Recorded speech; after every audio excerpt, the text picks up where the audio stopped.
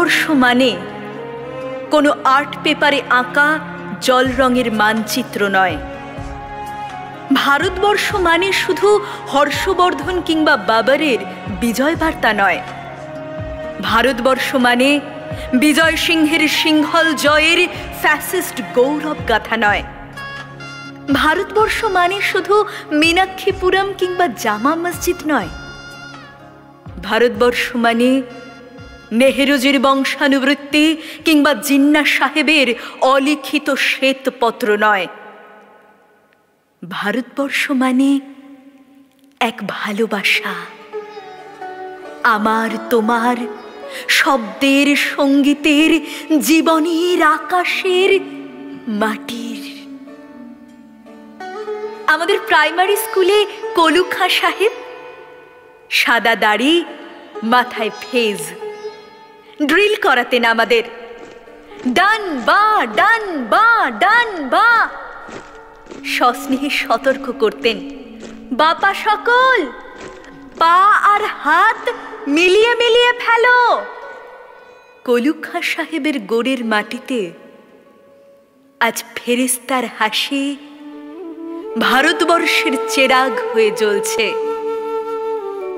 বদরু মিয়ার হাতের কর্ণিকে শিব মন্দিরের গায়ে কত ফুল কাটা, আর তার জোগাড়ি হয়ে মশলা মাখছে ঈশান বাউরি।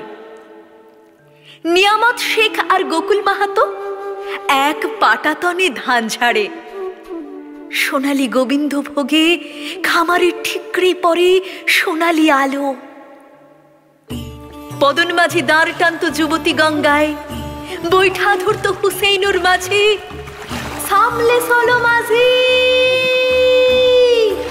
সামুতে কাঁসা খাকের গাং, সোরা বালির সর আর ঘূর্ণি জলার ঘা।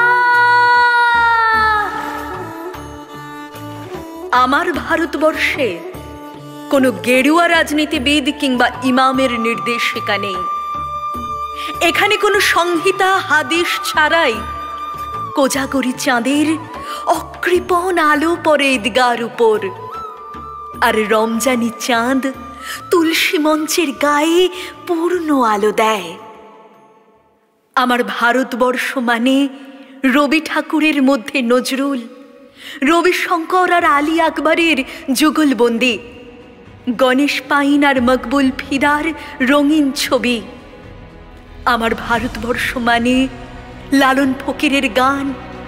আমার ভারতবর্ষে আমি শুনেছি মোহাম্মদ রফির সঙ্গে লতার ডুয়েট, দেখেছি পাল্লা দিয়ে আজহারের সঙ্গে শচীনের দৌড়, খেলার মাঠের প্রান্তে দাঁড়িয়ে শুনেছি নওমুদ্দিনের তদারকি চিৎকার, বিজয়ন, আকিল, কুলজিৎ, বাইচুং, মাঠটাকে আরো বড় কর।